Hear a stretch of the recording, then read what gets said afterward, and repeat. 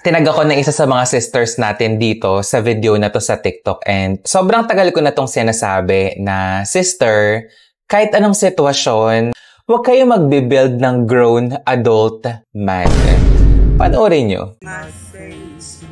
Mahal, bili mo ako ng motor. Binilihan ni ate. Palit tayo ng pagilid, medyo umaayos-ayos naman. Ah, okay. Sa motor. Bola din mahal pala. Sorry. Ge? Okay, ate. Bili mo ko pipe.